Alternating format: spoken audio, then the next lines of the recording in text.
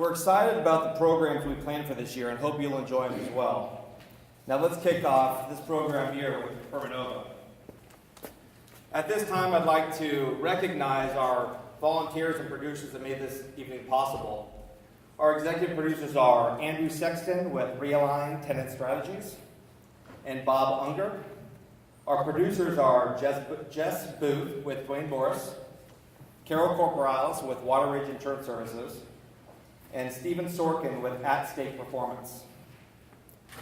We'd also like to thank the Daily Transcript, our media partner, and Staler Made Communications, our video partner this evening. Please give them a round of applause for their efforts.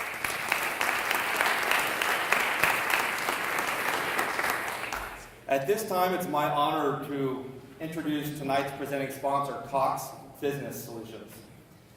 Jerry Griffin, with the Enterprise Sales Manager with Cox, is here to represent Cox this evening.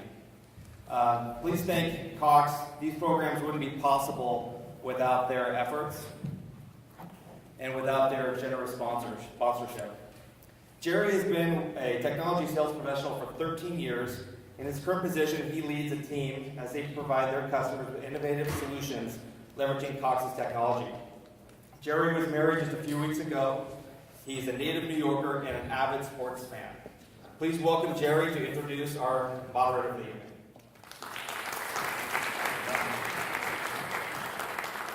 Hi, I'm Jerry Griffin. Hello? Can you hear me? All right. Hi, I'm Jerry Griffin. I'm an enterprise sales manager with Cox Business in San Diego.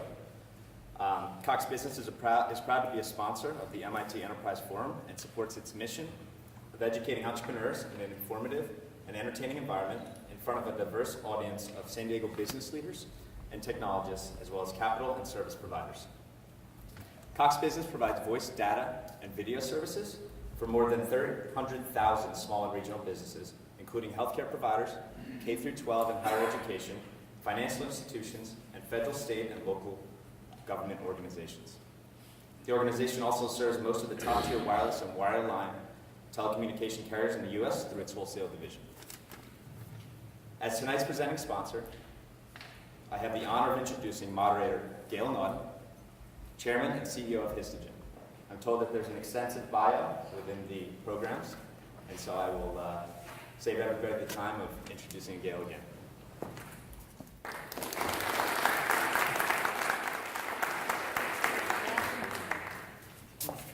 Well, it's going to be an exciting, very relevant, and very timely discussion.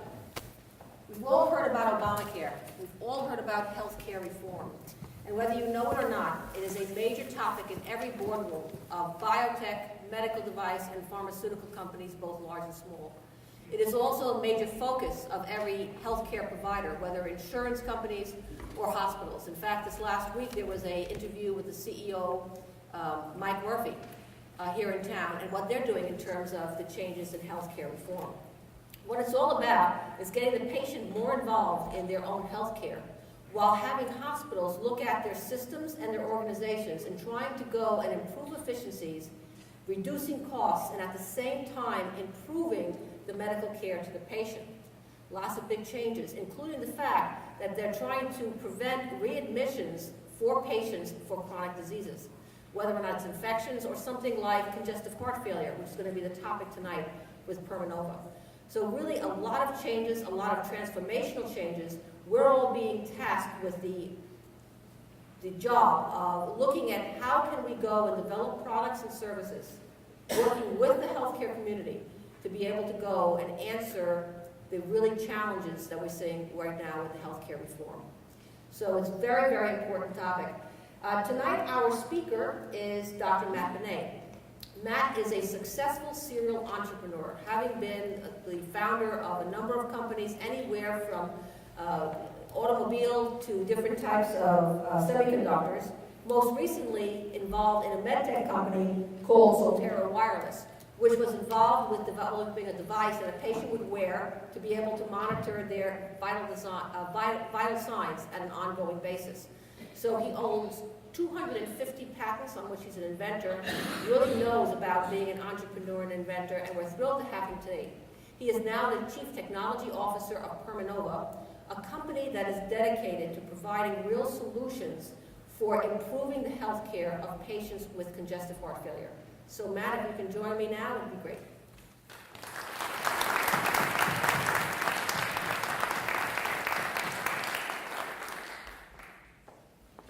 There we go.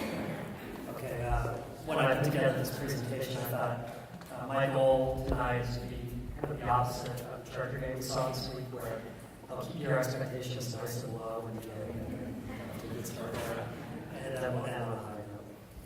So with that in mind, I'm here to talk about heart failure. So heart failure is the most expensive disease in the United States today. More money is spent on heart failure than all cancers combined, which is an amazing statistic. It's a chronic disease like diabetes or blood pressure, but unlike those diseases, there's no simple low-cost device for monitoring patients at home. Right now, the best thing we have is a scale, and I'll get to why that accurately detects the physiological things that predict heart failure. So at Permanova, we're out to improve that. And so we developed a product called the Necklace. There's one on the manual behind me. And what that measures is the constellation of parameters that predict heart failure. Those include sophisticated hemodynamic things like stroke volume, cardiac output, vital signs like respiration rate and heart rate, and even the patient's activity level. So this is something that a patient can wear 15 minutes a day, like a glucometer or a blood pressure monitor, to help characterize heart failure before it actually happens. So before I get into that, a little bit about Permanova. We're a local company. We were founded by a physician at UCSD Medical School, not too far from here, named Dr. Greg Feld, who had an idea for software for electrophysiology. Within that company, after that product was developed, we started up a small skunkworks operation to make a sense of it might integrate with that software someday. So the project we're talking about today was done with only 6 full-time engineers. We're backed by a venture investor who's here today, and we're currently courting strategic partners. Our plan is to file something called an FDA 510(k) on this product in September of this year, and we'll talk about all the pitfalls associated with that. And then once the product's cleared by the FDA, we'll begin sales and marketing efforts in Q1 of 2014. So right now, the company is, at least the 6 people in the company working on the sensor, laser focused on finishing up this product, getting the FDA 510(k) file, and then generate more IP. But that aside, what I really wanted to talk about today are different questions that a company like us face when developing a medical product. The first question is, can devices that aren't cleared by the FDA be used to monitor patients at home effectively for healthcare? And we'll talk about that in a few slides down the road. If the product does require FDA clearance, is there a way to test that out with patients before you actually get the FDA clearance? Because as I'll talk about again in a few slides, the project is kind of put on hold while companies like us wait for clearance from the FDA. And finally, once the product's cleared, what are creative ways to market and sell it to consumers in much the same way that things like Polar heart monitors are marketed? So let's talk a little bit about what causes heart failure. Again, it's a chronic disease. It's not like your heart just fails. It's something that can be managed with diet and meds, but if the patient's physiology changes, or if they go off their meds, or they eat a salty meal, they can start to go with the early steps of heart failure. So initially, heart failure is predicted by patients who might have a history of stroke or cardiac arrest, and their heart just doesn't pump blood efficiently. So the blood flowing out of the heart is compromised. The blood flowing back into it from the venous return system is usually pretty normal. And so what happens is if a patient does go off their meds or diets, their stroke volume, which is the amount of blood that gets pumped with each beat, starts to decrease. So the blood flowing out of the heart is less, but the blood flowing in is normal. And that starts to happen maybe 2 or 3 weeks before heart failure actually kicks in. When that does happen, because of the venous return system, fluid tends to accumulate in the chest of the patient. So they start to put on a little bit of weight, they feel nauseous, their respiration rate increases because they're not getting blood to their vital organs, their heart rate might increase as well, and they just don't feel very good. Finally, the last step is this fluid that accumulates in their chest causes a noticeable weight gain, which is measured at home with the scale. But at that point, they're in heart failure and they need to be hospitalized. So they go into the hospital where they might undergo dialysis or take diuretics, get rid of all those fluids. but that's an expensive proposition. That process might take as long as 5 days. Average cost per day is about $2,000 per day. And this is a vicious cycle that heart failure patients undergo time and time again. And the costs are staggering. So right now, there's something like 5.6 million Americans who have heart failure, and 10% of that population are added as new heart failure patients each year. And collectively, those patients result in about 11 million physician visits. The annual cost of heart failure is between about $30 and $50 billion, but $17 billion of that is just related to readmissions, something that's completely preventable with a device like ours, a diet change, or medication. And it's expensive to hospitals and insurance companies because now they're going to penalize anywhere from 1% to 3% for patients that were readmitted within a 30-day period. So there's this huge impetus to keep heart failure patients healthy at home and out of the hospital. So that's the problem. At Permanova, our goal for a solution is something that combines the simplicity of a consumer monitor, like a polar heart monitor, which is really the most basic vital sign monitor that exists. It's used, as you guys know, for exercise. A lot of these new monitors have applications that run on your iPhone and Android phone that do statistics and some data analytics. So we'd like to be like that, and we'd also like to have some medical feel to our product. And a good comp that I came up with today, or actually my colleague came up with today, is something that's manufactured by a local company called Lumina, which is a home DNA kit that they sell for about $100. You take a swab sample and you send it in to their labs, and they can determine, using PCR or other recombinant techniques, aspects about your DNA. So that's on one end of the spectrum. On the other end, we'd like to do something that looks and feels like that, but combines it with all the sophistication of a medical grade monitor that might cost anywhere from $5,000 to $25,000. So, with that in mind, we came up with a concept that we call the necklace. And so, what we started with the necklace was a circuit board that's very sophisticated that runs all kinds of algorithms that monitor signals from the patient in much the same way that these $25,000 monitors do. But then we wanted to package that in something that was familiar to consumers. So we came up with this concept of a necklace. Actually, it wasn't just us. We worked with a local design firm here called DB Studio that helped us design this product and refine it. And that's what's shown on the slides when we arrived at today. So the necklace has a lot of advantages. One, it's something that patients are familiar with. There's no external wires or anything complicated that might reduce their compliance for using it. It's turned on when that clasp, the thing that's shown in orange in the photograph, connects to the necklace. There's electrodes on the back that they attach with a really cool magnetic interface that we developed, so you just have to hold the electrodes close to it and they automatically snap into place. And probably more important than anything is the necklace is worn in the same place every day, your neck. And so the electrodes are positioned in the same spot every day, and that improves the repeatability of the measurement. And our goal for this is to do everything and build this product for less than about $100 and sell it for about $300. So that's what the patient uses at home, but measurements at home really don't have a lot of value unless you get them up through the cloud to a clinician. So we built Bluetooth into the necklace, and we have two gateways, what we call essentially a router that takes data wirelessly from the necklace and forwards it up to the internet using either Wi-Fi or cellular.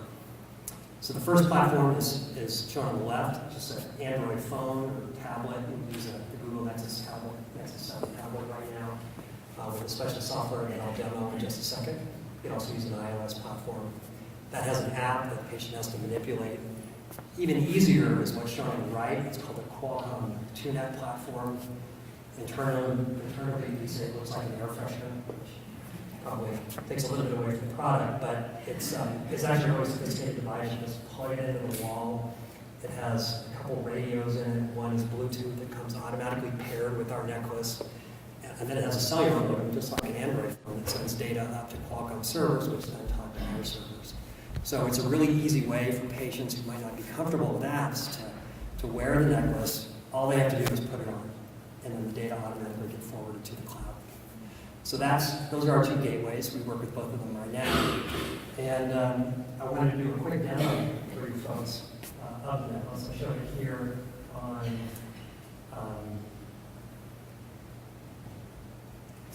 on the mannequin, and I'm actually wearing one right now. So I get to bare my chest in front of 100 people. First time this month for that. I'm wearing the necklace, and it's sending data via Bluetooth to this tablet, and then this tablet is working on the local Wi-Fi network here in this auditorium and send it up to the cloud. So this is what the patient would use at home. Really simple. It's kind of hard to tell from the video, but they just have to press one button. It's automatically paired with the necklace. It gets the data. It shows fluid level, heart rate, respiration, and temperature. We're going to augment those parameters with stroke volume, cardiac output. And again, the point of that is to send data out of the patient's home, up to the cloud, to a web-based system where a clinician can view that, and they'll get a report every day saying which patients are wet, meaning increasing lung fluid, they're going into heart failure. The physician can then call them, get them back on track with their meds or diets. So that's our product. We carefully designed this to meet a need that wasn't met with existing technologies that are out there. The most common way to measure fluids in a patient right now is an implanted device. As you can imagine, it's expensive, a highly invasive procedure. Those devices are manufactured by big pacemaker companies like Medtronic and St. Jude. They cost about $25,000. They work great for measuring heart rate and fluids, but no other parameters. Once you have heart failure and you're admitted into a hospital, there's lots of equipment to monitor you. But at that point, it's too late. You've already started this readmission billing cycle. The most common equipment is Doppler ultrasound, which is shown here. Another one is an impedance cardiograph.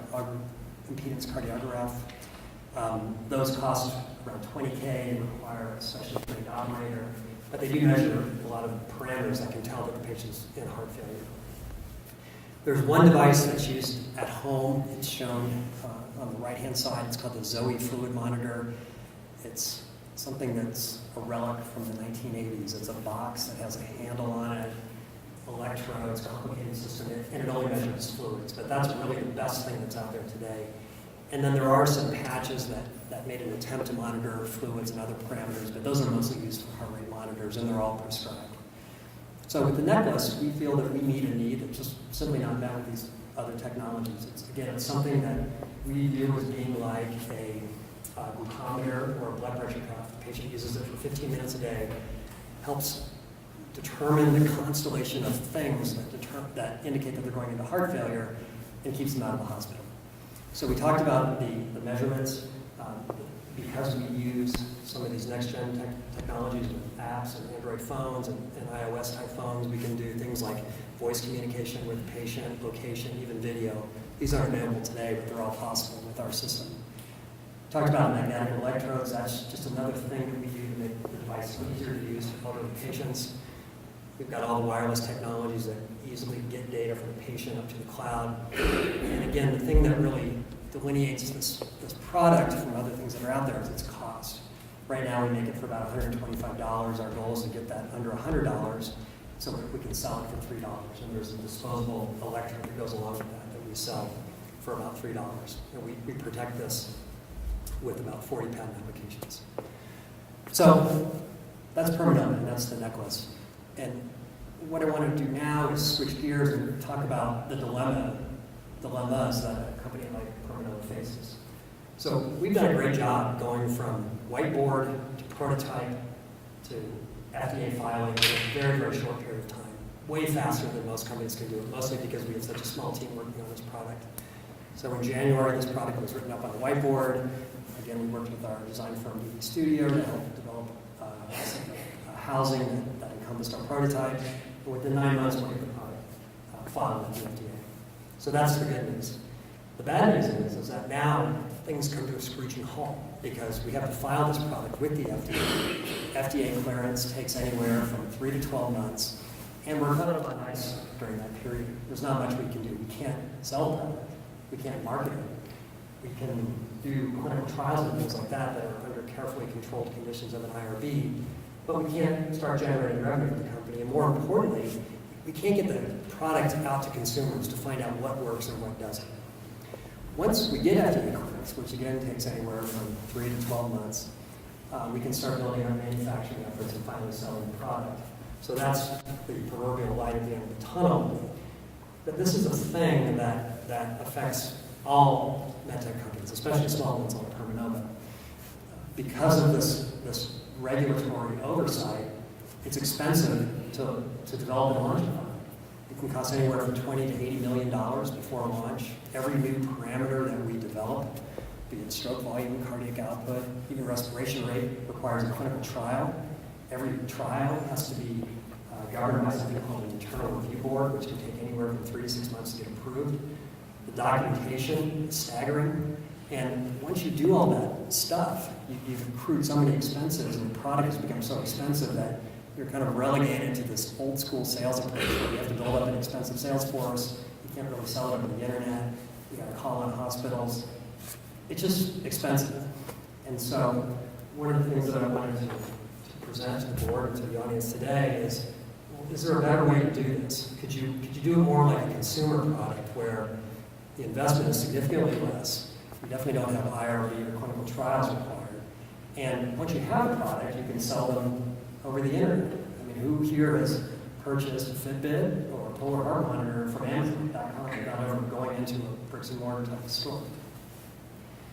And this is important because it's really driven the evolution of consumer products as opposed to medical products. So the classic example here is the iPod. iPods have been out for about 10 years, and we all, at least those of us old enough to remember the original ones, know that it started off with just a hard drive, basically, and a really simple display with a wheel that you would click down and select music that you wanted. Pretty primitive. But Apple did that. They just wanted to get the product out there so people could use it, improve it, comment on it, break it. And over the last 10 years, we've seen the iPod evolve immensely. The hard drive turned into silicon-based memory. The clunky wheel and touch panels and black and white display evolved into a color touch panel. And the casing evolved. The products changed radically, all for the better. But then you take a glucometer, which is probably the lowest cost, most commonly used medical device, and they really haven't changed in 10 years. A glucometer today still looks more or less like a glucometer from 2001.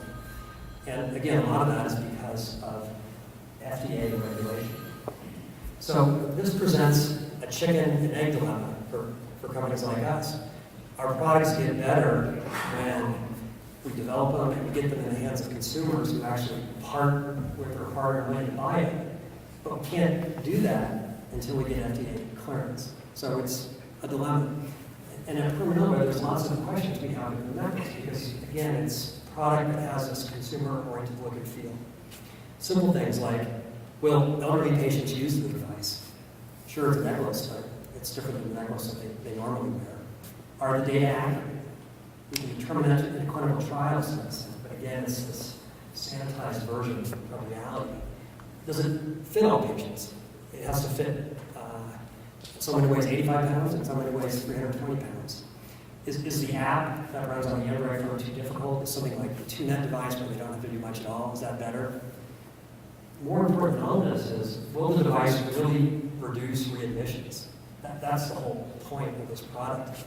And then there's ancillary things that are still important that if we don't figure out, can really sink the company. Will the electrodes irritate the skin? And will consumers buy these for aging parents? So those are the questions that we kick around on a daily basis at Permanova. And with that in mind, I wanted to present 3 approaches that I consider novel that can help get around these dilemmas and help us get the product out there, garner consumer feedback, see what works and what doesn't, and then improve the product so it gets better in the next generation. So the first novel approach was pioneered by a company that we work with a little bit, but they're based out in the Bay Area. They're called Scanadu, really innovative company. And what they developed is something called the Scout, which is a little handheld vital sign monitor that measures all 5 vital signs: blood pressure, pulse oximetry, respiration rate, heart rate, temperature, just by holding it up to your forehead. So very inexpensive device, sells for about $200. Still something that requires FDA clearance, but what they did was something that kind of blurs the line between clinical trials and selling a product, where they did a crowdsourcing type play, where they sold a product for, again, about $199. Patients who bought the product would sign a release, and they haven't even got the product yet because it's a crowdsourcing thing, it's not developed. But once they do, they'll probably sign away rights, so that they have to comment on the product, get that back to standard do, and that's going to be enormously valuable for this company for refining the product. It helped them generate revenue early on. They sold thousands of units in just a few weeks. Those are our numbers for 2.5 years from now. And they did it all without even having a product that's a real thing right now. So they did that. But the question, again, for the panel and the audience is this a safe FDA strategy? Because it does blur the lines between a clinical trial and a consumer product. So that's one approach. Another one is, let's just assume that we have an FDA cleared product. One thing we want to do at Permanova is sell a product for $300 so that it's more of a consumer product. It's not a $5,000 vital sign monitor. And one area that we've kicked around internally, and one that I'm particularly fond of, is this notion of children, for example, buying a $300 monitor that they can give to their elderly parent. That person wears it for 15 minutes a day. It works just like we talked about. It sends data via Bluetooth to either a Qualcomm TuneNet system or to an app running on your phone. That data goes out to the internet, and it's scrubbed and sanitized in a way for consumption by the child who purchased the device, so they can kind of check up on their parents, see how their activity level is, what their respiration rate is, fluid levels, heart rate. And they may not know what those parameters are, but we can provide simple reports that say, well, this value is too low, this one's too high, and here's where your 85-year-old mother is at. So it simplifies the parameters, definitely opens up all kinds of new markets, but is this a viable strategy? Does this blur the lines too much between what requires FDA clearance and what doesn't? But it's still something that we're very interested in internally. And then the final one is something that improves on existing equipment today that's used for exercise and definitely doesn't require FDA clearance. This is basically an idea right now, but again, we're contemplating all this stuff because we like the idea of developing the product, selling it, generating revenue for a small company like us, which is extremely important. But even more important is getting feedback from the customer, figuring out what works and what doesn't. So with the device, it doesn't require FDA clearance. There's no clinician involved at all. And the technology we developed at Permanova is really novel in that it can expand dramatically. It could expand dramatically on things like conventional polar heart monitors that just measure heart rate, which, to be totally honest, really doesn't tell you that much at all. So a monitor like the one that I'm wearing, or some mannequin, can do heart rate, activity level, and respiration when the patient is exercising. And then after exercise, they can wear it at home, and they can monitor more sophisticated things like stroke volume and cardiac output, which they probably don't understand. You could manipulate the data and avail it to them in a way that they can consume it and figure out their health is improving. Both those parameters, stroke volume and cardiac output, are actually key indicators for how healthy a patient or an athlete is. You could also do more mundane but important things like body fat, and even provide an EKG to look at things like resting heart rate.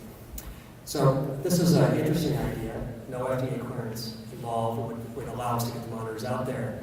But the question is, does it compromise our brand? The last thing we want to do at Permanova is get lumped into a category like polar heart monitors, because we do view ourselves as a sophisticated medical monitoring company. So why is all this stuff important? The nice thing about this product is that it has a lot of legs to reaching disparate markets. We talked a lot about CHF, again, anywhere from 5.4 to 5.6 million patients.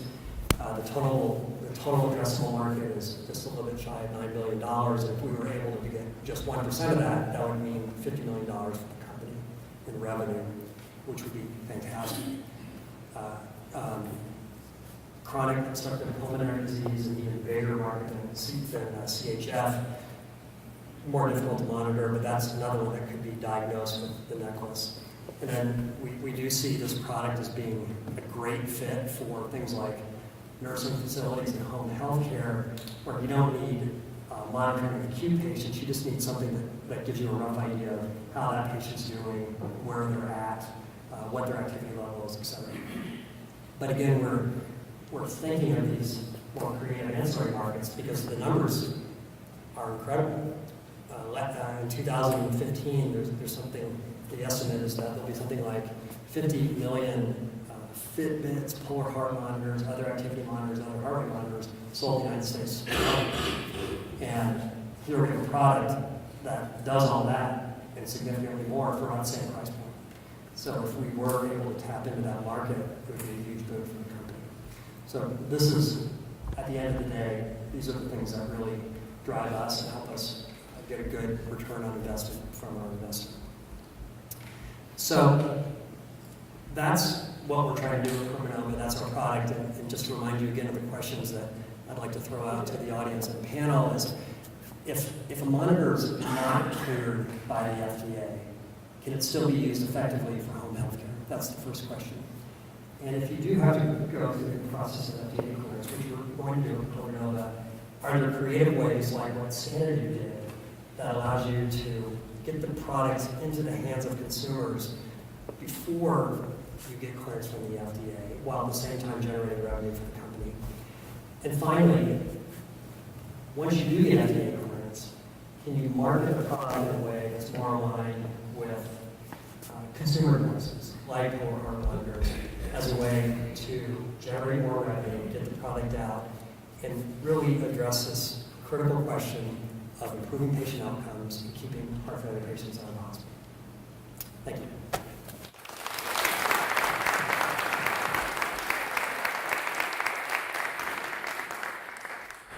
Thanks, Matt. Ready for the panel? I guess so. All right.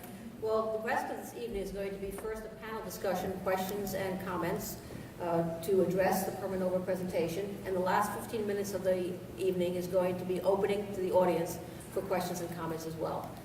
It's impossible for me in the time allotted to do the distinguished panelists justice today with all of their accomplishments. So please read their bios in your handouts. Just going to give a brief opening. Our first panelist is Dr. Brenda Fisher, who is a consultant who has successfully developed partnerships to advance transformational improvements in healthcare, implementing them in a living laboratory clinical environment. She's really thinking out of the box. She founded the Center for Nursing Excellence think tank at Palomar Health and is involved on a number of boards and organizations to inspire efficient and effective innovative care. Of additional relevance of tonight's program is the fact that Brenda was part of the group who did the original evaluation on the Solterra wireless monitor. So welcome, Brenda. The red chair.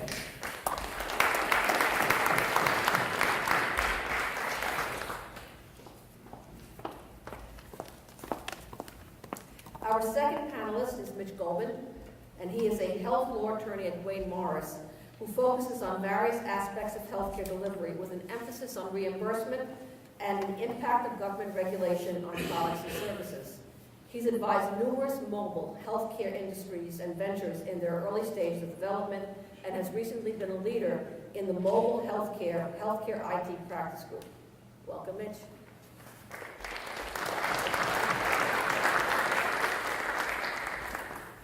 Our final panelist is Drew Terry, who's the Senior Director of Product Development at ResMed, right here in town.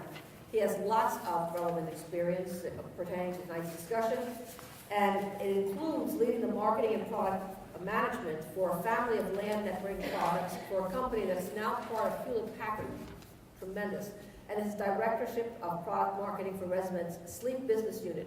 If you don't know, ResMed has been key at developing sleep apnea devices that are used in-home to be able to go and monitor and correct the sleep apnea. So tremendously transformational in that arena.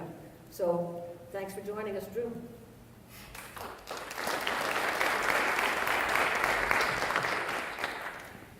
I know this panel is going to take off quickly without me, so I'm just going to jumpstart the conversation with a couple of questions, and I'm going to stay out of your way after that, if that's okay. If it's okay, Mitch, I'm going to start with you. Okay. And ask, terrific. From a liability perspective, what do companies need to consider in developing diagnostic and treatment-related applications? How much time do we have? Liability is a huge issue, and one of the things that you don't like to do as a healthcare lawyer who likes to see new technology and likes to get new companies off the ground, and been a healthcare entrepreneur myself, to walk in, the first thing people want to ask you is, do I need insurance? What do I have to worry about in terms of my exposure? This field is a heavily regulated field, and with every one of these devices, one of the issues always is when there's a bad outcome, not necessarily malpractice, but when there's a bad outcome, who's responsible and should they pay? And this industry becomes expensive at some small level because of that. I started at Dwayne Morris, a medical malpractice insurance company, from scratch. Raised the money, designed the benefit, the whole 9 yards, and we figured out how to keep medical malpractice insurance and medical claims down. It's really easy, it's not complicated. When you have a problem, fix it, and fix it. So what happens is the medical liability issue gets exaggerated every time you go to get your product to market. Because you're going to hear about how expensive it is. If you do something wrong and somebody doesn't exactly get the right treatment, they blame you, you have to go get a lot of insurance. Insurance is a big issue. You need to figure out how to do it. But the liability issues are not insignificant. They're not. And one of the big values of FDA Clearance is protecting you at some level. It doesn't protect you enough, but it definitely protects you at some level. So the liability issue is one piece. That's the medical liability issue. The other issue, which I find very humorous at times, people who dabble in our business, and I'm going to give you an example of a situation that's not necessarily mobile health, but one that has occurred recently. I represent a nurse practitioner who one day had the dream of a lifetime. A big black limousine showed up at her doorstep, and 2 gentlemen got out from a big box store that will remain nameless and said to this woman, "Millie, we'd really like you to do 600 stores for us and put clinics in each one of them." And she said, "Wow, that's great." And so we engaged the big box store, and it's one of the big box stores, in a discussion around the lease that they were going to have for Millie and how they were going to deal with her. And we get the lease back, and I call the guy who was negotiating with me, and I said, "I have a question for you. Did a lawyer do this?" Business model is real simple. After they reach a certain level of practitioner revenue, they split the revenue above that. Not a problem. If it's not medical care. If it's medical care, you can do jail time for that. And in some states, it's considered fee splitting. In other states, it has other ramifications. So what I try and get people to do is not get concerned about all these things. Be creative, but there are some real issues in our field that don't necessarily make it easy to do what you want to do. And that's the comment that I made. Terrific, thanks. So Drew, you're well aware that there are a number of companies that have pursued the heart failure device mode, and they've hit some unbelievable speed bumps along the way. Could you share with us some of the experiences of what you've seen, particularly with consumer use of medical device data? Sure. Yeah, I guess not directly in heart failure, but when I heard about Terminal, I was really fascinated because it has many of the elements of a blockbuster. And when I think about what a blockbuster technology is going to be, it means you have to have a technology that works. And I'm sure that with Matt's background, I have no questions about that. I'm sure it performs very well. You have to solve a problem that matters, and that hasn't been solved in the same way. And then third, you have to have a pathway to payment. And I think that's the trickiest part of the equation, because this line between consumer technologies and medical technologies is very, very tricky.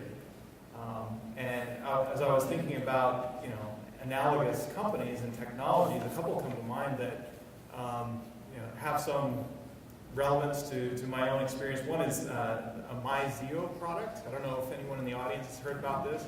This is a small device that monitors a patient's sleep at night. And they generated a lot of interest from the investment community. They generated a lot of interest from consumers. They got a placement in the Wall Street Journal. And a lot of people are really interested to know what is their sleep quality and how is that affecting their health. But I think what they found in the end is that the mass interest is sort of short-lived in that people are interested in trying it out, but they weren't able to get over that hurdle of getting somebody to make the investment in their time to do it on a regular basis, and particularly if there's a subscription model involved. That's where the percentage of consumers who were willing to pay on a monthly basis for this ongoing service was very, very small. And I think that's similar in some ways to the challenges that both Google Health and Microsoft Health Vault face. Those were also fantastic ideas of the way that kind of the consumerization of health information would come about. And I was an early, one of the early excited consumers about taking control of my health information. I signed up for Google Health. I started linking all my accounts, and I never had a single provider that put any information into my account. And then a couple of years later, I got a note from Google that said that they were shutting down the service, and so I could download my information and stick it anywhere, somewhere that I wanted to. And another, this one actually is in heart failure. A small company. I was involved with a startup in 2000 that provided software services, and some of the people from that company left and started a company called Remedy MD.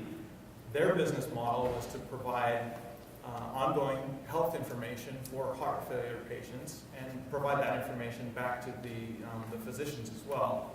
And a couple of years into their development process, they ended up changing their business model because they had to follow the money. And I think that's the key for these technologies. They ended up changing the service to provide information back to clinical trials because there was federal funding and other things where they could follow that money. So I guess I've got a couple of other examples that maybe we can come into later on in the conversation if it's relevant, but I think that's the tricky thing is finding a pathway of payment that really works. And those are things I think that you can do or at least explore before you have FDA clearance. And I know you were really interested in getting it into the hands of consumers, but many of the things that you put up there, for example, will it fit all patients? Is it something that they'll do every day? Can they run the app? All of those things could be done actually while you're in the FDA waiting period. Great. Brenda, you're well aware of the national imperative for improving outcomes, something you live and breathe every day. And you've been involved in identifying the various gaps that exist, the technical gaps, and what products can address those gaps. I was wondering if you could go and look at Permanova's approach and see what kind of gaps they fill. Actually, thank you for bringing that up, because we flip a little bit over to the service side where care is actually delivered. There's a huge challenge for organizations to streamline care delivery, to provide efficient, safe care, and improve outcomes. And this is all kind of with the overarching impact of decreased financial reimbursement. So Drew's point about the financial reimbursement is well taken.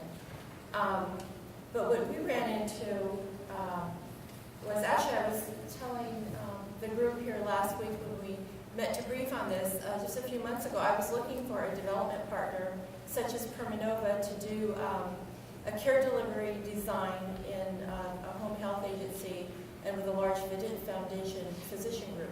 And I couldn't find anybody. I didn't know that they were out there and existed. But the idea being is studying congestive heart failure patients, providing that real-time information to the clinicians for decision-making to improve outcomes and provide more efficient care.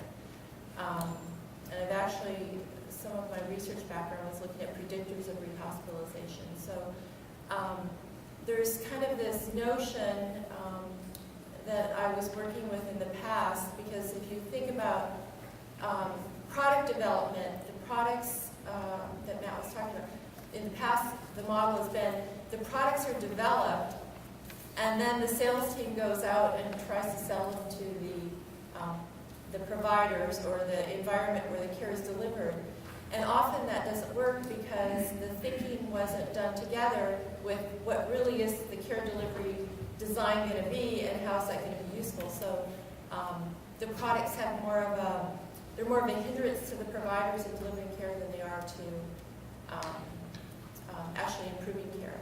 So one of the models that I helped develop was in actually partnering up front with these vendors, because the organization I was with built this very expensive hospital that was touted as being a high-tech hospital, so there was a lot of vendors that wanted to be in on that, and some of them had not gotten FDA approval.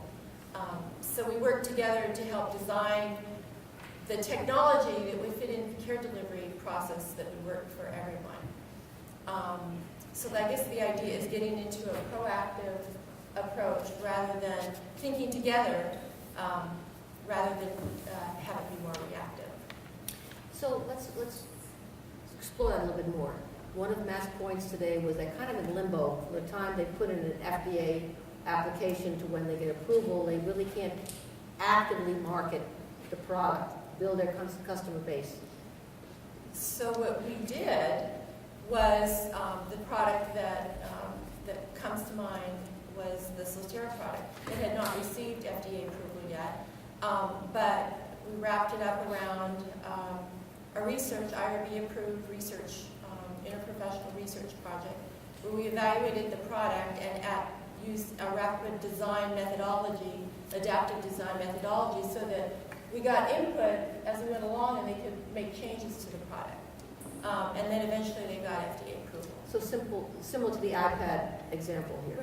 Right. So it's an adaptive design, but it's critical that you have all those pieces together. You have the patients or the consumers, because it was a component of getting patient input. The nurses are closest to the patient, so having the nurse input as to the wearability, the usability, and then also you're generating new knowledge from it, from part of the research questions that are being asked.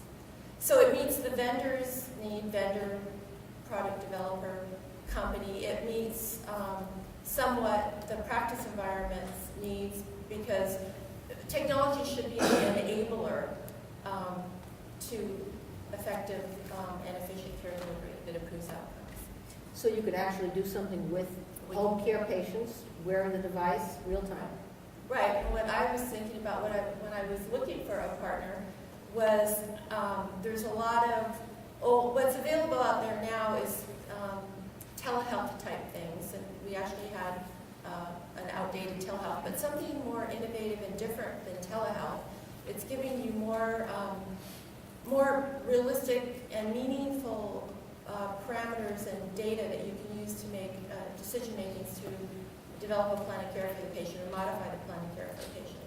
So my thinking was we would do it in the home health environment, and also the other environment was the skilled nursing environment, because we have nurse practitioners that follows that population, and it would be very useful to them as well as the home health nurses to have that information on a device so that you can, it's being more efficient, streamlining the decision making to improve care, because by the time you, if it's going to take you hours to get the information that's going to be delivered, and the patient's going to end up in the hospital, because you saw the graph that Matt had, that line in the middle, that's when the patient's really getting short of breath, and that's when the patient's going to go to the hospital to get readmitted, to the ED to get readmitted because they're symptomatic. So if you have that, if you can get that information in the hands of the clinician to make that decision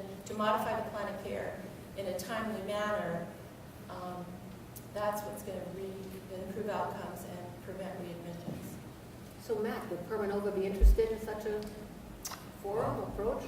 Well, of course, I agree with all those approaches. Definitely the best way to make a product is not to design it in a vacuum, but work closely with people that actually use it, clinicians and panel on a medical facility. So that's definitely the way to go, but you have to be nimble to do that. Let's say we provide a necklace and we say, well, the strand that goes around your neck, that might be a choke hazard. So You need to get rid of that. Good input, right? But that means we need to turn on a dime and work fast to address that issue. And there's a lot of issues like that. But without question, the absolute tried and true way to develop the product is to work closely with people who actually use it. So I agree with that. We would, of course, welcome any opportunity to work with from to Drew's point. I agree with those thoughts too. There's this funny mindset in the United States where we don't pay for health care. We go to charter games and spend $300 and don't bat an eyelash, but we complain when we get $10 copay for our kids. And it's this crazy mindset, but it's true.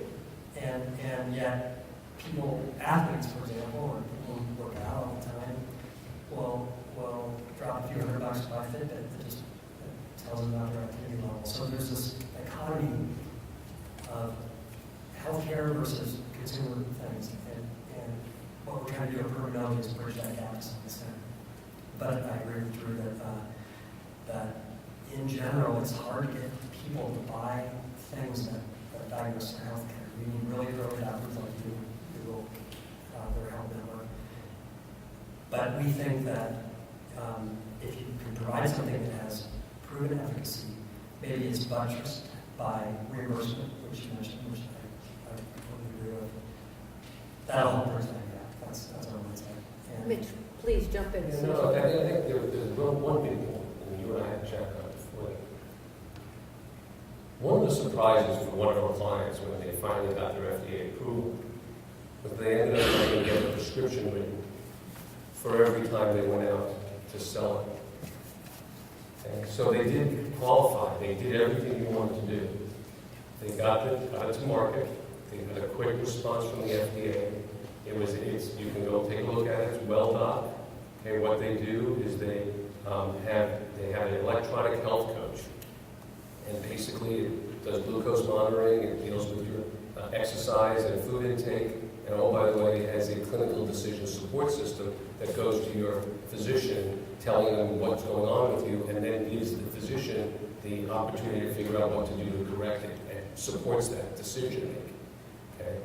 Their whole marketing was completely opposite from what you want to do, okay?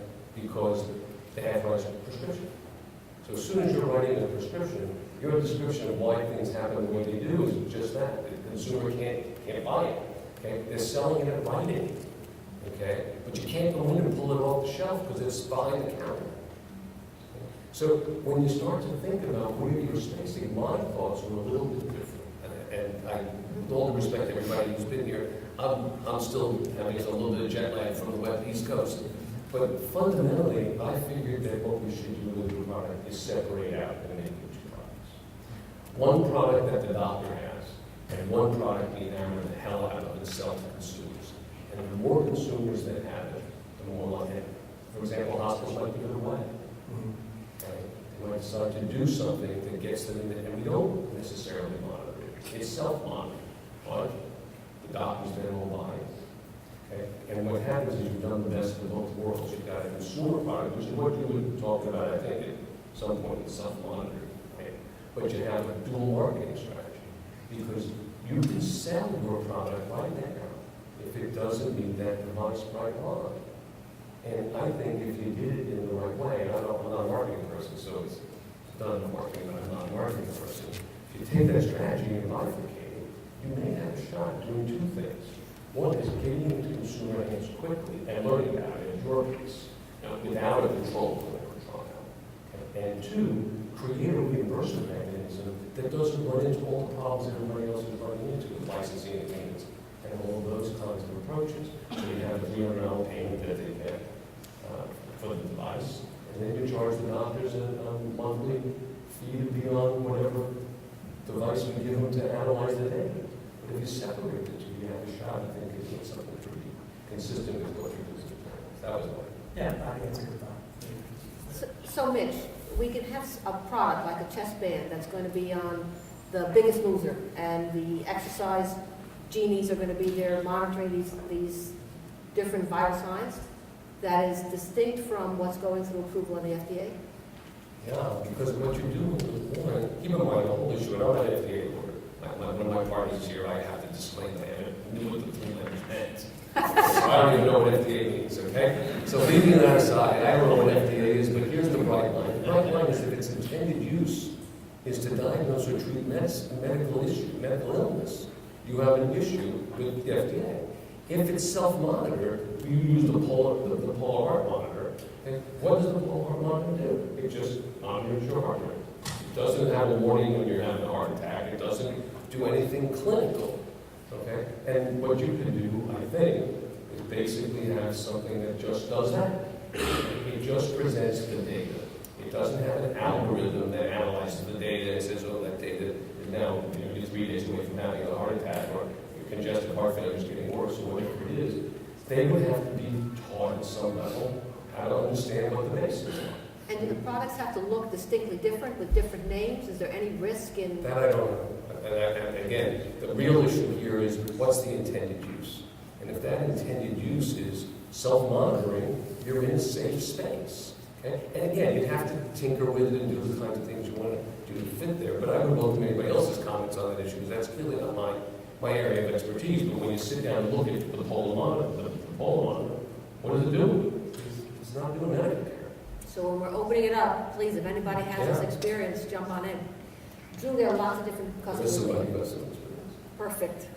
Lots of different customers they could be targeting right now. The actual customer that's going to be wearing the product, the physician, the hospital, the insurance providers. Where should, at this stage of development, they be focusing? You know, I think that really is the key question, and Mitch proposed a really interesting solution to it, and if you can afford, I guess, to go down both paths simultaneously, then that could be a really interesting way to go.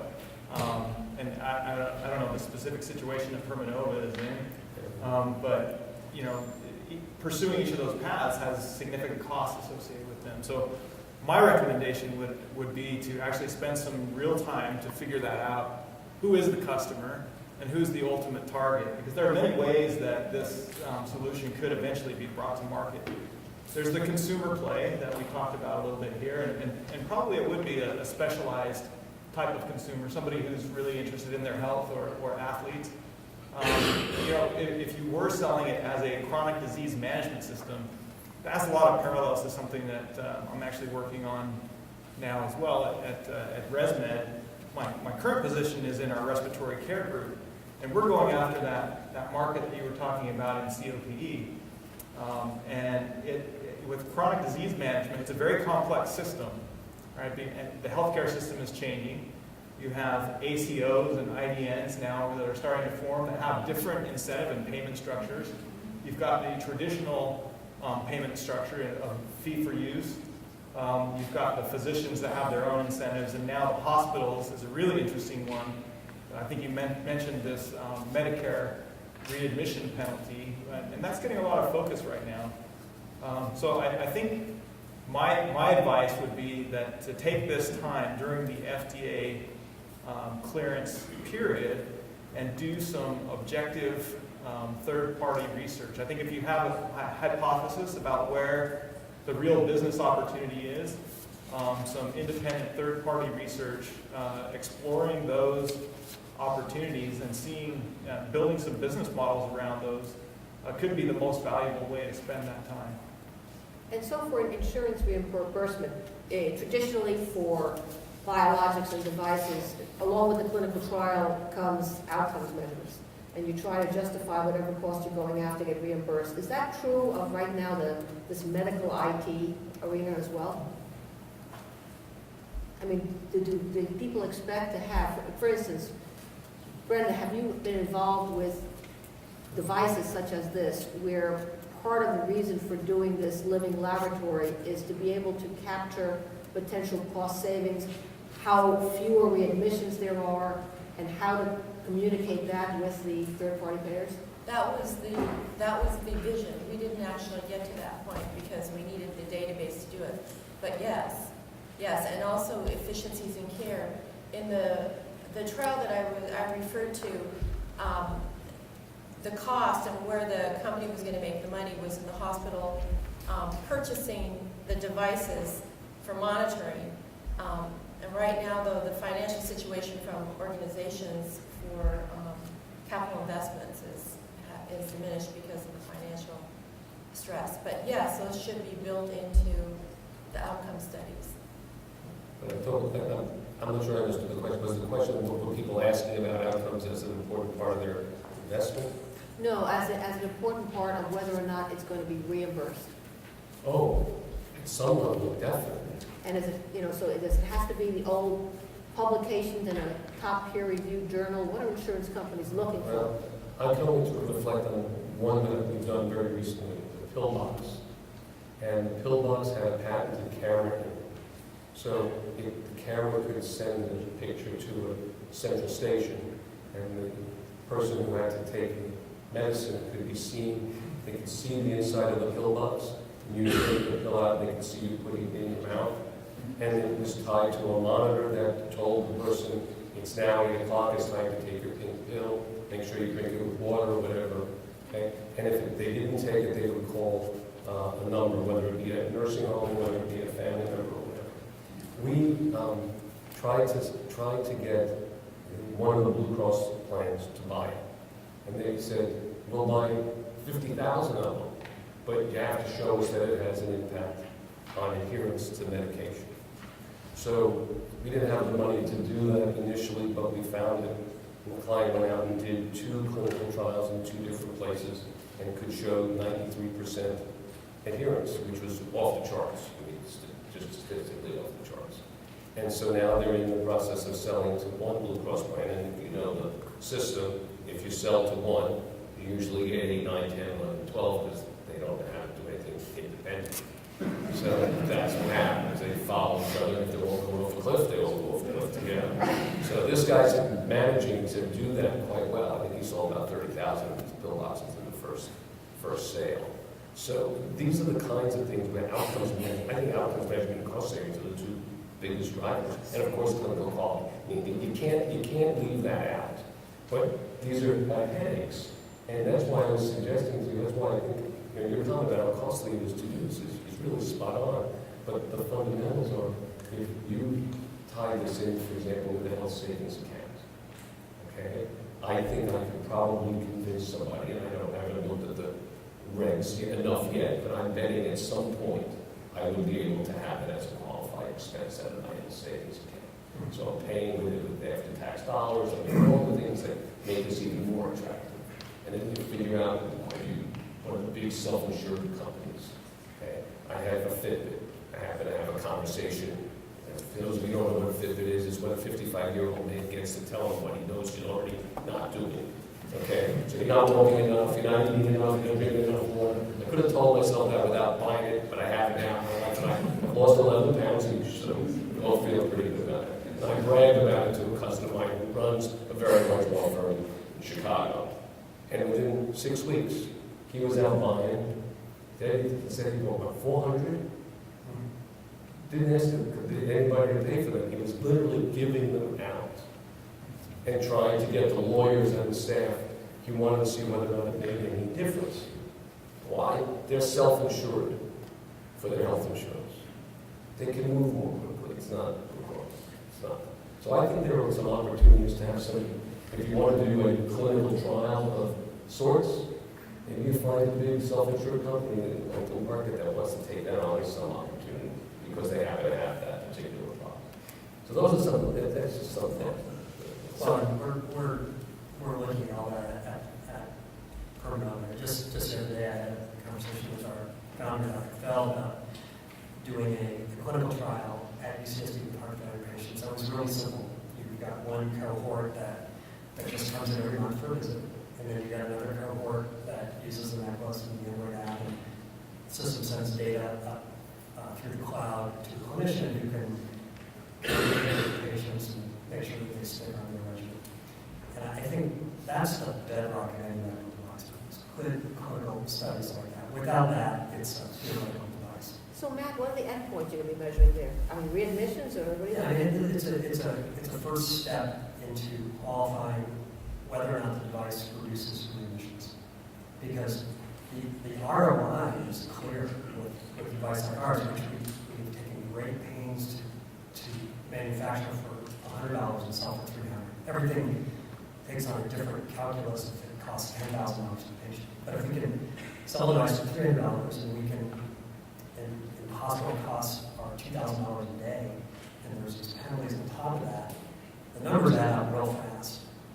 And so the ROI is there, but you need good clinical work to show that that works and ongoing studies that prove it. And I also agree with your thoughts on reimbursement. I think if you design a medical product that has no hope of getting reimbursed, you've got a long road down. I think any device, CPAP, glucometers, blood pressure cuffs, they all have some component of reimbursement. And so when we started the company, that was our thought too, is to not dismiss those and think, oh, people are going to pay for it. You know, it needs to be reimbursed, but what's really compelling about this product as time goes on is that the same thing addresses all these markets with really not a lot of changes. You could have a reimbursed product that monitors heart rate variability, single lead ECG, fluid levels, and that's a reimbursed product. That's akin to a cardiac event monitor that Dr. Feld prescribes to his patients at a couple $100 to several $1,000, depending on how much it's used. So the product can do that. I do think that roughly the same form factor, maybe a different firmware, maybe a better app that people can download for free over the web and load onto their phones. That same thing could be used for athletes. And again, the more you dig into this, it's not just me, it's my team, you realize that there's all these markets that are available, and that's what really gets me out of bed every morning working on this product. I think it has incredible breadth. Very nice. Not that long ago, for those of us who've been in this field for a long time, we knew that physicians resented when patients came to them with an advertisement in a magazine or something and said, I want this product. I mean, things are changing, and I think part of this whole healthcare reform is more partnerships, and Brenda, you've been spearheading these between caregivers and patients and insurance companies, et cetera. So I want to talk a little bit about that, having the patients asking for products like this. And Drew, particularly, what you've learned through the whole sleep apnea. I mean, is always focused for home, am I right? And what are the challenges that are different about something that's used almost exclusively at home versus a hospital first? Whoever wants to jump in. Well, I'll start maybe by, I'm going to address your question about sleep apnea by telling a little story. About 10 years ago at ResMed, we had a fantastic idea. We've got now millions of devices out there treating patients across the world. At the time, probably in the low million number of devices at that time. But how many other medical devices are there sitting on a million bedside tables? What a great opportunity to be able to get patient health information up into the cloud. And we engaged with a small startup company in Atlanta, Georgia, and developed a two-way pager technology that had the capability of knowing how long the patient was using the therapy, basic parameters like their apnea-hypopnea index, how well basically they were being treated, pressure levels, things like that. And we started to sell it as an efficiency tool, as a way to manage patients better, as a way to treat patients better. We didn't really ever find anything beyond a niche opportunity. The first people that really grabbed onto it was transportation companies, truck drivers, because they realized that there was a liability. If they had a diagnosed driver who wasn't using their therapy, then they had a liability if there was ever an accident. And so that's where we got the first kind of traction in this monitoring space. And then something interesting happened in 2009. Medicare all of a sudden required that in order for the DMEs to get paid, they had to prove that the patients were using the device a certain amount of time. And all of a sudden, this wireless monitoring technology was the hottest thing since sliced bread. And the adoption rate of the monitoring technology went through the roof. And now we've got hundreds of thousands of these things out there. And so it went from being this kind of niche solution to a very specific problem to something that everybody had to have because there was a critical business problem that it had to solve. And I think that's going to be the key to finding the home run with this technology. Now, getting back to your other question about the difference between hospital and home, we're just learning, frankly, in that area. We come from the home care environment, and we're now making inroads into the hospital with our respiratory care devices. And what we're finding so far is that playing in the hospital world is a very, very complicated environment. There are probably 100 different EMR systems, 10 major ones, and most of them have very, very large, important customers like General Electric and Philips Healthcare and other makers of large, capital equipment in the hospital that are really kind of dominating their focus. So getting their attention to integrate your technology into those systems can be a challenge. There are some middleware solutions that will help you get into that space, but I think wading into the hospital world is definitely introduces a whole new set of challenges. Matt, have you guys had much discussion about use of this device in the hospital? We've definitely talked about it internally. In the presentation I mentioned how it might have a particularly good fit for low acuity beds like that university facility, maybe emergency room in the hospital. When I say the hospitals is reimbursement is less of an issue. Take the Cetera product, that's not a reimbursed product, it's just capital equipment. So yeah, I think that there is a good fit for this in the hospital, not in an ICU, we're not going to step down unit, but in a lower acuity hospital. I'm just thinking about some of the comments that my colleagues have made. Right now, nationally, kind of at the macro level, more hospitals are forming systems. They're not standalone hospitals. So incentivizing, and there's a big incentive to reduce readmissions because of the cost and the reimbursement. And then on the payer side, the health insurance companies, and also the aging population. I know in the health system that I was formerly with, we had a huge geriatric effort going on there because that's what the population was. So maybe it's the health systems that have the continuum of care, not these individual hospitals that typically don't have home health agencies or skilled nursing facilities, but these health systems that have financial and quality accountability for the continuum of care. Perhaps they, trying to create the demand, gave out, and I'm also thinking about the parents, all the baby boomers that have these aging parents that have some type of chronic illness.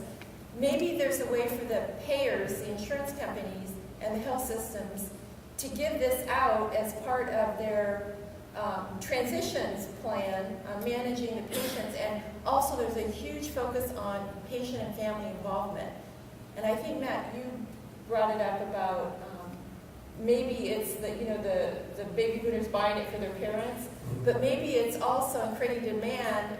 The more you're using it in the home or skilled nursing, or it's promoted by the case managers, the more, you said people bring ads into their positions about this they want. They say, well, I want one of those because it's that psychological, emotional kind of safety factor. But the insurance payers and the health systems are giving it out to the patients when they're getting discharged as a way to mitigate their financial loss for readmissions.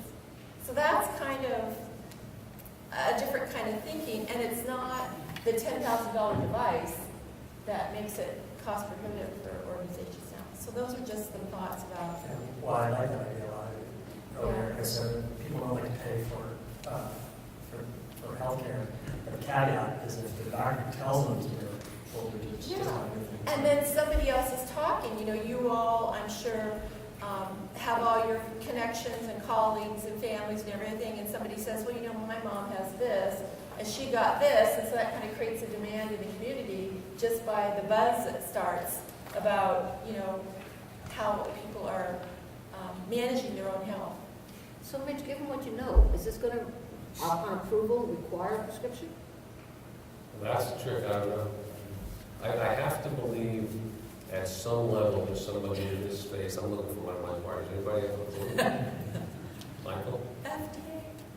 I think there's a strong chance it could be because the nature of the, it would depend on, I think, on the interface and what is left, if anything, for the patient to have to figure out. I'm no expert on congestive heart failure, but it seems to me that the complexities of it are such that, that there's a good chance it might require it, unless it's just totally seamless and just where it just sends it to the doctor and sends it to the cloud, goes to the server, and the doctor sees it, and then calls the patient. If there's any type of patient interaction with it, I would be more concerned that they want to have a prescription. Yeah, I think that's what happened. I think that was the decision line that happened with the well doctor. Because they were looking at something that was so nothing as complex as what you're doing. Nothing. Really simple, but it had a bunch of different pieces to it that when they all added up, they were basically being given as a prescription for a patient to follow that the doctor had ordered. And this was the health coach carrying out the doctor's orders. That was enough for them to fall into the FDA category and end the prescription. Look, I don't think those are bad situations. I think you just have to think about it. It comes back to your point at the beginning. You have to think about the product, the reimbursement, and how everything fits together so that you come up with a cohesive business. And you're going to have some of those bumps in the road. But if you got FDA approval and you had to have a prescription written, okay, there are lots of ways of dealing with that. It doesn't. Sorry, I was going to add on to that point. I think actually those are kind of big barriers. And when you're on this side of it, those are really tricky problems. But if you get to the other side and you're the guy with FDA clearance and who the docs are writing prescriptions for, those are great, competitive advantages. That's the point. See, you're going to have to figure out where it is. I've been very responsive to your whole notion of wanting to market this as a consumer-driven kind of product. And I think that there's a lot of reason to want to do that. I'm watching right now, for those of you who want to see health insurance that's changing. Go and look at Oscar.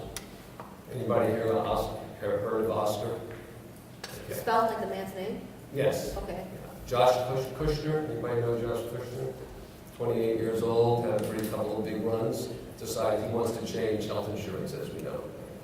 So in New York, they've raised $40 million. And he figured out $29 million he can't use because it has to go into reserves for the insurance company. So he's stuck with $11 million, but he wants to redesign health insurance. And what does he want to do? He wants to do conceptually what you want to do, which is make it accessible to the consumer, not having to jump through all the hoops. And he wants to do it using social media and all kinds of new relationships that we have with technology to make everything from the bill you get understandable to a health insurer that promotes your well-being, to give you access to health care, to give you access to physicians on a better basis, but takes a more proactive role rather than just being a sales organization and a claims processor. So you're in that timing, and I think the system's changing very fast. And there's a lot more focus on, I don't just say it's spot on if it's the system's changing. People are getting more focused on individual control of their own health. So you may hit the market at the right time. But the likelihood that you're going to be able to get an FDA-approved device that you can sell directly to a consumer by calling up Amazon would require some substantial legal change. Doesn't mean it can't happen, but it is a barrier. It's definitely a barrier. So you say 9 to 12 months before FDA approval. It sounds like a long time today, but it goes quickly. Yeah, it's first, just to be clear, I don't want my VP of marketing to reach across the aisle and throttle me. We're going full bore ahead on our FDA clearance plan. I mean, that's all we do. It's just that in that process, it depends on how good your submission is. And time pressure will often take 3 months or even shorter. Product like ours, my goal is somewhere between 6 months, from 3 to 6 months from after we file. What I'd like to do is explore or these other avenues, because I think for some reason, whatever it is, the medical devices, there's this formula that you feel obliged to follow. And you get the approval, you raise a ton of capital, you dilute the company, you build a sales force, you get sales reps, and then you start approaching hospitals, and the hospitals are freaking out because they're underwater, and it just seems like application of a little creative thinking could improve that and change the paradigm. And we're banking on what you said to some extent, which is 10 years ago, this product, it would have been too early. It would have been like the Apple Newton. I think that things are really changing now. There's this modified, monitored self-revolution where people buy Fitbits and all kinds of other stuff. And I think that we have the potential to ride that wave, but not with something that's a gimmick, but something that's a real, sophisticated medical device. And that's what we're trying to do.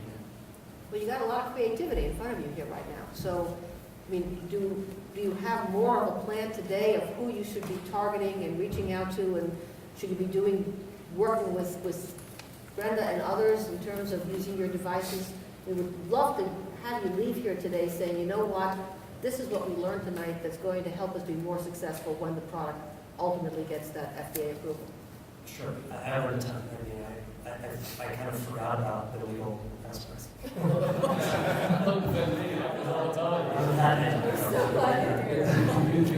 So I wrote your whole evening today. Kind of. Just cold waters. No, I think with all these things, there's this profound legal component that we have to be mindful of. To Brenda's point, working with her and hospitals to not just design something back and throw it over the wall and help it evolve in a more interactive way. That's a great idea, as long as you can do that while maintaining your focus. So I love that. And then to Drew raised a bunch of your points. ResMed is a great example because there's no company in the world that has more bedside medical devices than I think than ResMed. I mean, I don't know that for a fact, but it's probably true, right? And so you guys have found a way to make a thing that's a consumer product, but it's prescribed. And if we could tap into that vein, maybe your project with ResMed, that would be wonderful. So, yeah, I mean, to be honest, my head's spinning with all kinds of things. I have to go back to my day job tomorrow and file FDA, but these are all great ideas. Question that hasn't come up, the $300 point that you're looking to sell the product at, is that based on an existing code? No, it's based in part on the cost of our goods and a number that, to be honest, is kind of made up, but it seems palatable based on the standard scale, which is $200, Fitbit, which is probably a couple $100, so it's, the goal is to try to get in the range of things that people are used to buying. And so that's how we came up with that. Drew, when you folks set your price for the apnea machine, how did you do it? It really depends on the market. We sell all over the world, so the payment structure, again, back to the follow the money thing, it is different in many of the markets that we compete in. So in reimbursed markets like the United States, it has to do a lot with the reimbursement structure, and then we compete with a small number of competitors to win a bigger share of that reimbursement pie. We do compete in consumer pay markets. Australia is a great example where the device is not covered by insurance. It's still prescription required, but it's a consumer pay. We have storefronts where people come in and look at the devices, and they have programs where they can try them out and see if it's working for them, if they see a difference in their health, and then make a purchase or a long-term rental. And do you advertise in those markets? We do. We do. In fact, we advertise in reimbursed market as well. Certainly not as much as the pharmaceutical companies, but we've been experimenting more and more with how do we reach consumers that can benefit from our products and create a preference for our products over the other alternatives. We want that guy going into the doctor with a picture of our machine and asking for that one. There's a lot of power. I've heard there are a lot of wives that go to the doctors with a picture of the machine. Indeed, yes. Excellent. Well, how about opening it up to the audience? I know you folks have questions, comments. Please, you go up and use the mic if you can.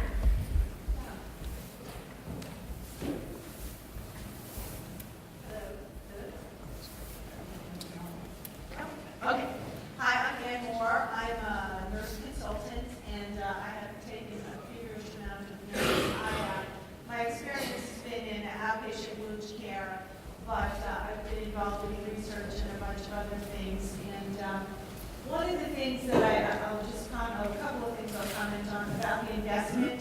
In my organization where I worked, we used to have a CHF clinic. And we had patients coming into the CHF clinic to have their medications monitored. And basically what it had turned into was nurse practitioners filling patients' pill boxes because they, for whatever reason, couldn't do it at home. So it was really kind of like a babysitting service that the nurses had to do. And in our market, here in San Diego, and I can't speak for across the country, we are very heavily managed care. So we were competing directly with the patient's primary care physicians for that service. So that's one element of the CHF piece of it. But from the initial investment for $300 for the consumer, people who have, in my experience, people with chronic disease are not necessarily very compliant with their prescriptive physician's orders. I also had the diabetes department as well as being in wound care, which predominantly are patients with diabetes who do not control their blood pressure and have comorbid conditions such as CHF. So those type of patients who are going to be self-monitoring, or even their families finding the self-monitoring equipment, I'm not totally sure that the person who has that kind of CHF that's bouncing back or readmissions is going to really take the initiative on their home.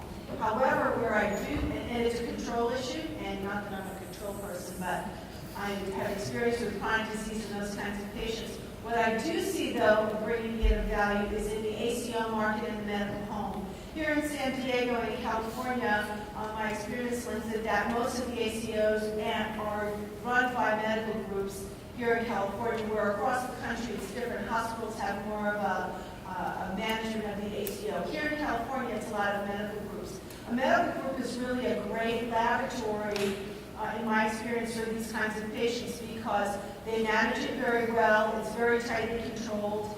They're also getting stipends for reducing their readmissions and keeping them in the medical group because they get their pot of money at the end of the year. The other thing is when the medical home partners with hospitals with the great transitions programs, you're going to have case managers not only on the healthcare side, but also in the physician's office side. So you're going to have advanced practice nurses working with these patients because doctors can prescribe, but patients love their nurses, especially when you have chronic disease. They build up this relationship with you, and you become part of their family.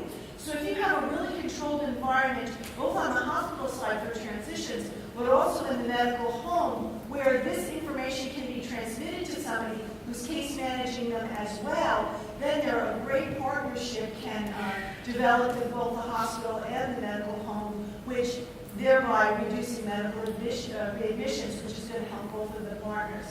The other thing is about the expense. I would also like to see that the consumer gets reimbursed some kind of money for the initial layout. If you do go to the consumer side, that you're not going to pay $300, but when whatever happens, and you hit maybe a financial plateau that says, okay, now we can give back some of the revenue that we've made to somebody else, to maybe reimburse people for their initial investment for the $300. And I think that's it. I'm glad to help you or have any ideas on. Yeah, I think those are all wonderful ideas. And I work closely with Brenda too on that. Thanks so much. Let's go to this side.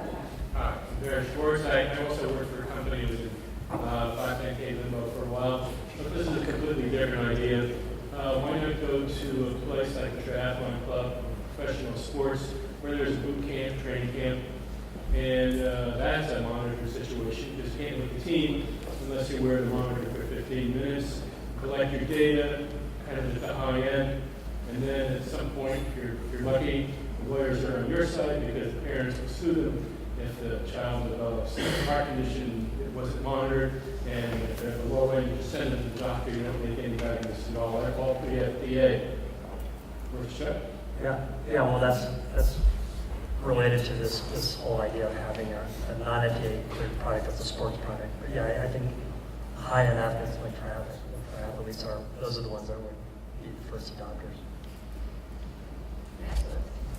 All right, I work for Qualcomm Wax, so thanks for the advertisement. But one of the things I was going to say is, having grown up in the health and the medical environment, is when you think of FDA, we all often think of we have to show how it's efficacy versus placebo or control group. Really what we're doing here is proving that it's safe and that it works and does what it says it's going to do.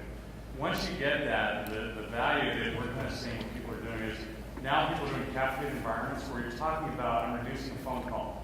I can reduce a nurse's visit. I can, get better care. So that's really when you're doing the kind of study, so to speak. It's kind of proving the financial model, not necessarily a clinical benefit. And so I think that's something to think about as you're going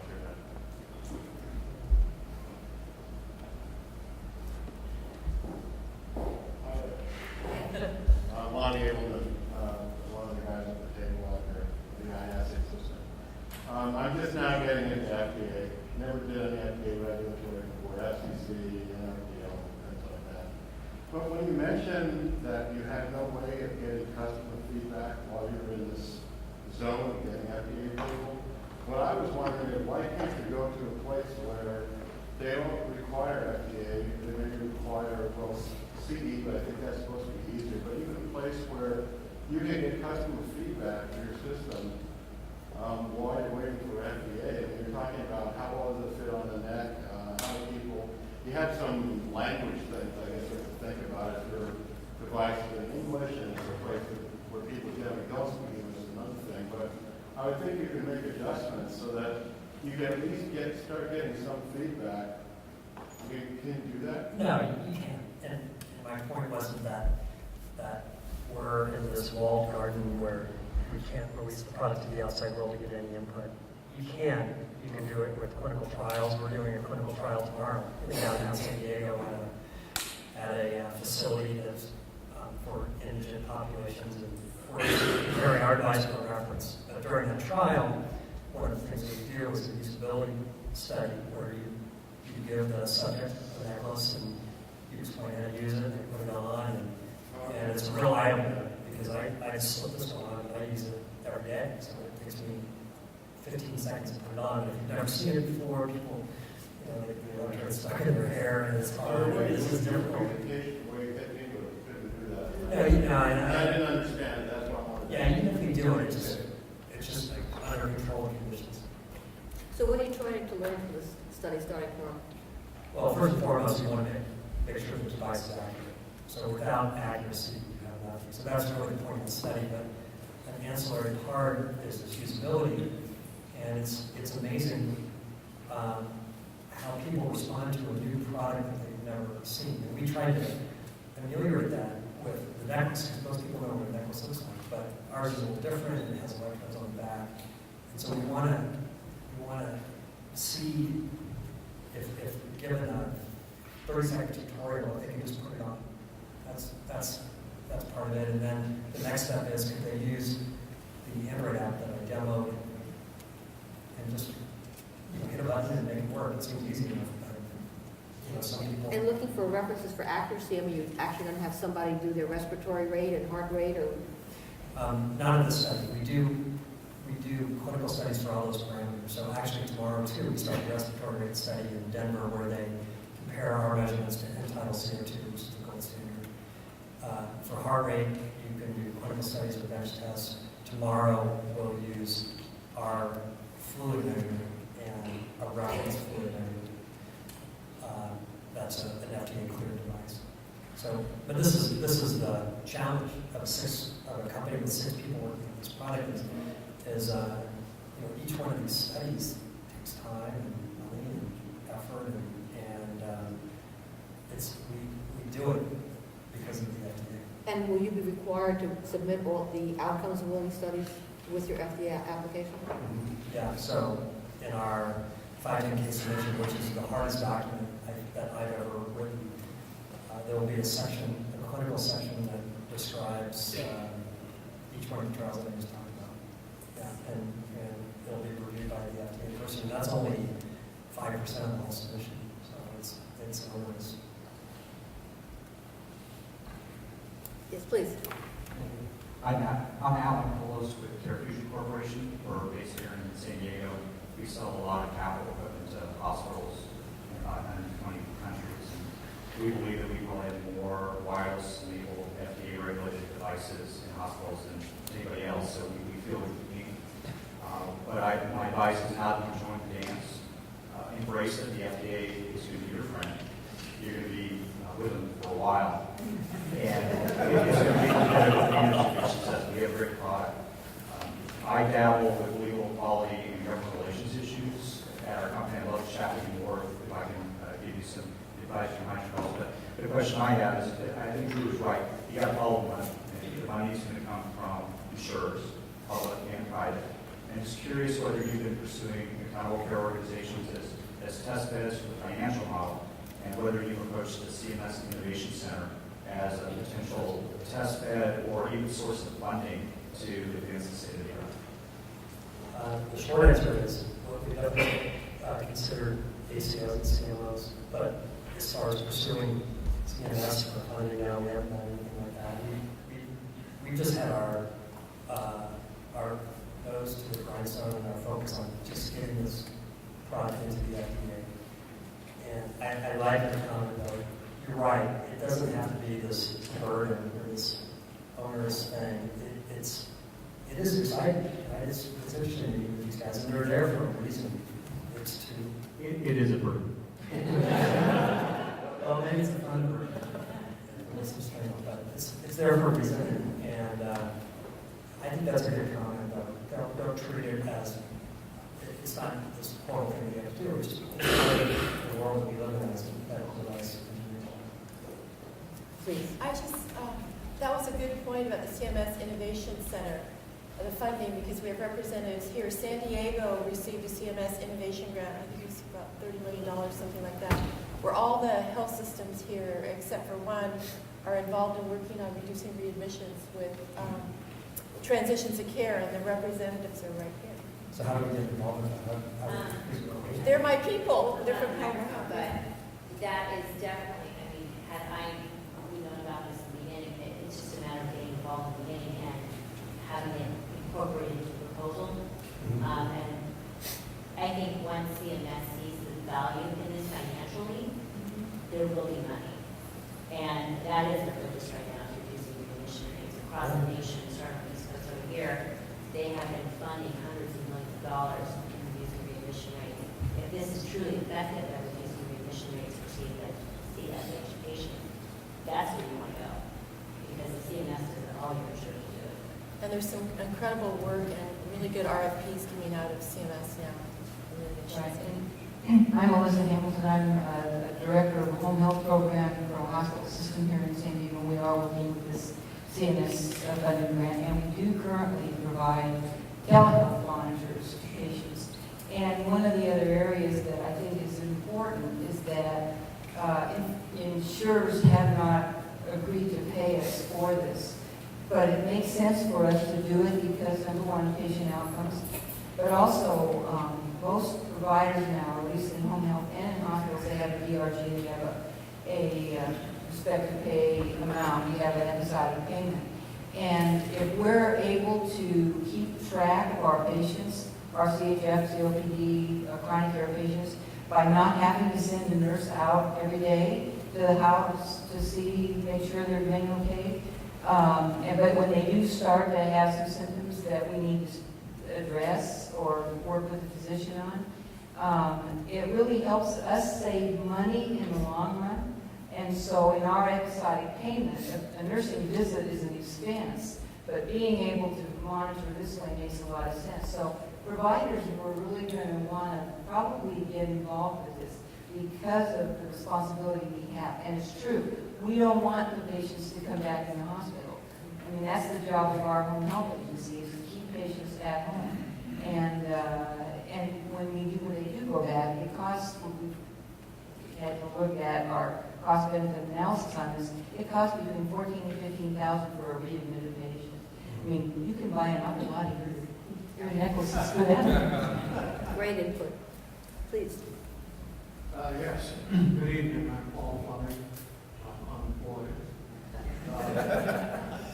I hear this giving information to the doctors, but as a cardiologist patient, I would like to have it where the doctor can set limits into I monitor it. And then if I exceed those, it tells me to get very quickly to the paramedic. But I didn't hear anything like that.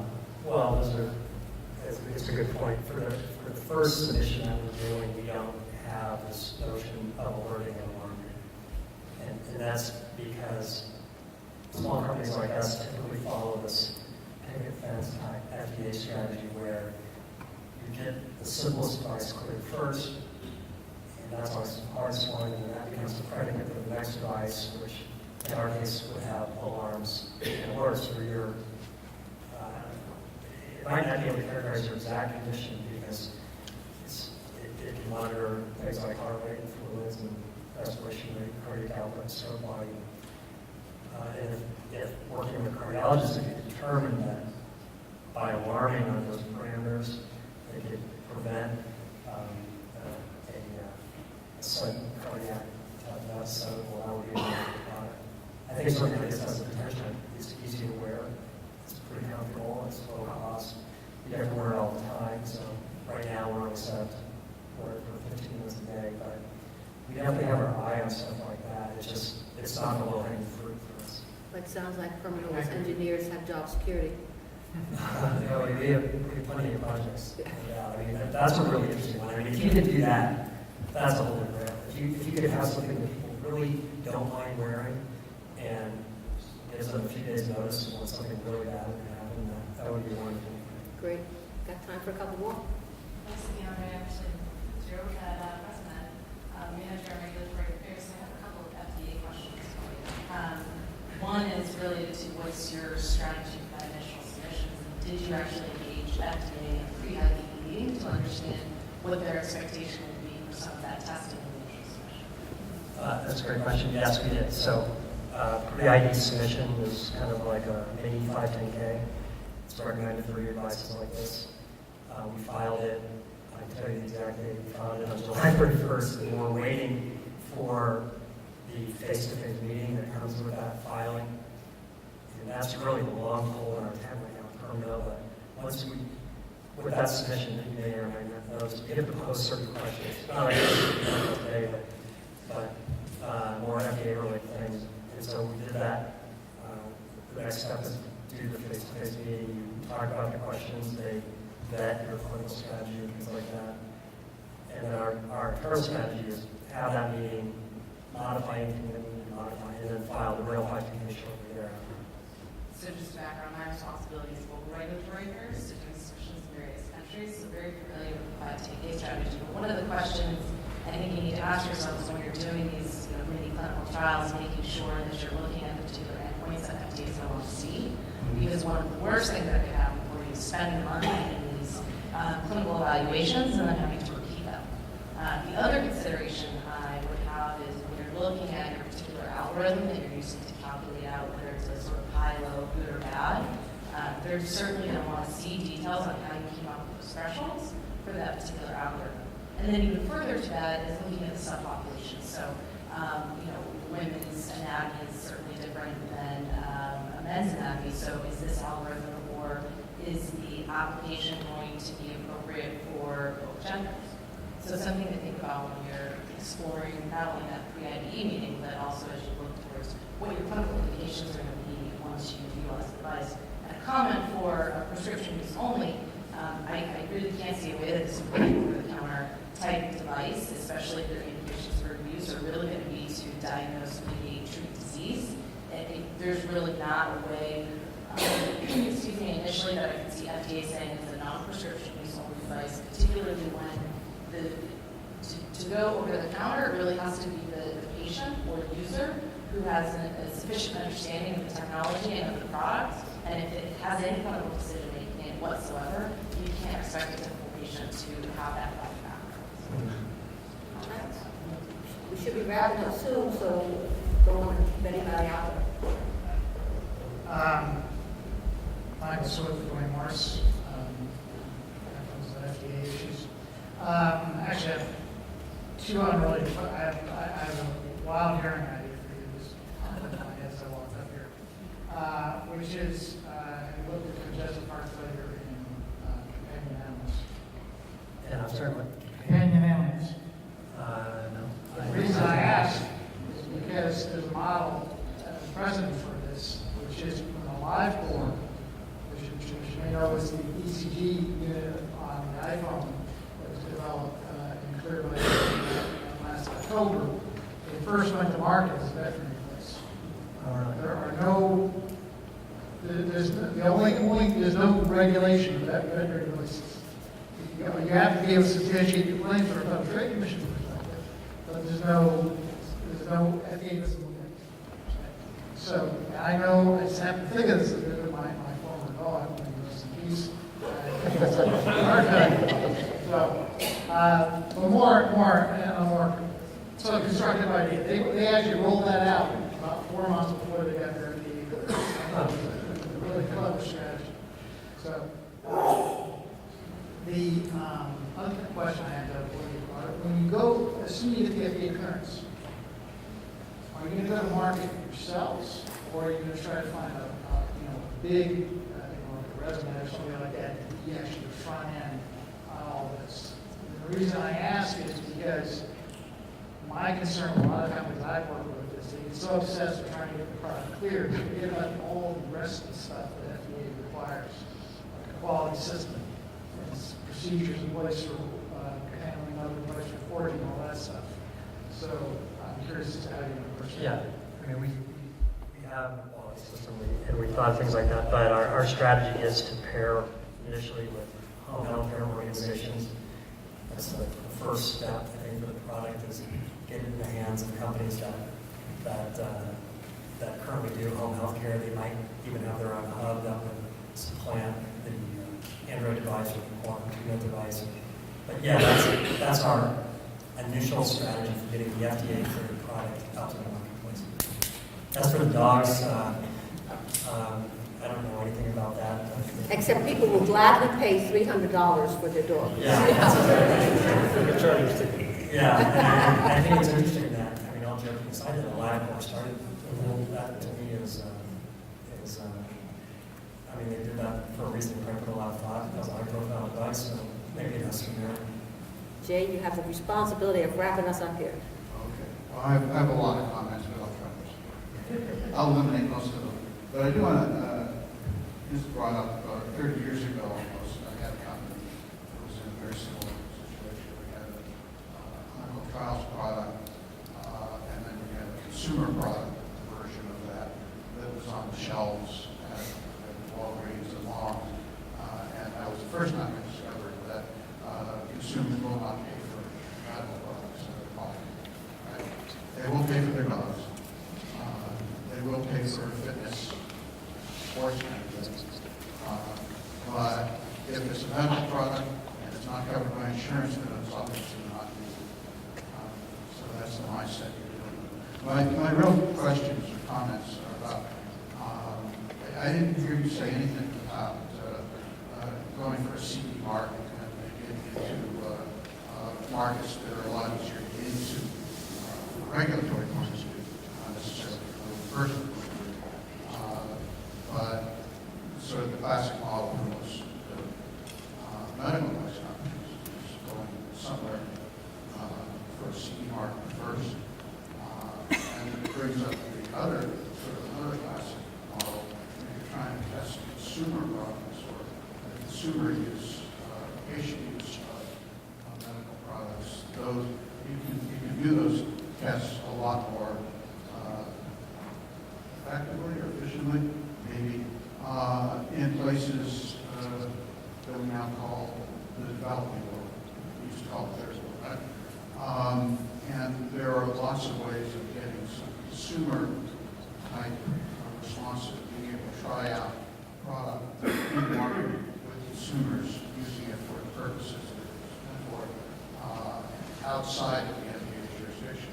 You can't use that data for any applications here, but you can get consumer experience. You can get some feedback on how people perceive it, how people use it. Yeah, well, again, those are great comments. I didn't say anything about the CE mark, mostly because, to be honest, I don't know that much about it. My understanding is that once you file your 510K, you can use those clinical data and a portion of that submission to get a CE mark. I'll talk to you afterwards to see if that's true or not. I don't know if it is. But we do like the idea of getting that and then selling the product in the developing world where the thought of buying a monitor that costs $5,000 is just off the table. I think there's a lot of potential for this device, and especially in countries that have a lot of people and have this high occurrence of heart rate or heart disease, like India, China, even more. And again, there's those countries have a mix of wealthy and impoverished areas, and so I think that's a very good fit for this product. We kind of had our eye on that in the beginning, but we're somewhat ignorant through the CE process. So I'm sure there are people in the audience who, for the next 15, 30 minutes when we're outside, will be happy to give you some advice. yeah, I know that Brian wants to be wrapping us up, I think, right? Well, I mean, if you guys want to keep talking, I'm happy to sit. We So can I don't want talk- to cut anybody off, but No, I we do can want network to. out, we can network outside. Okay. I'll close it off. Go ahead. Close what off? Close up the conversation. Okay. He'll give you the last word, so I'm just happy, so. Well, thank you, Jim. Thank you, Matthew. Thank you, panel. Thank you, Gail, for your time this evening. Without you, the forum wouldn't exist. So we're very fortunate to have people like you willing to spend some time and open up your business issues to the rest of the group and have a little learning point. So thank you for that. One more round of applause.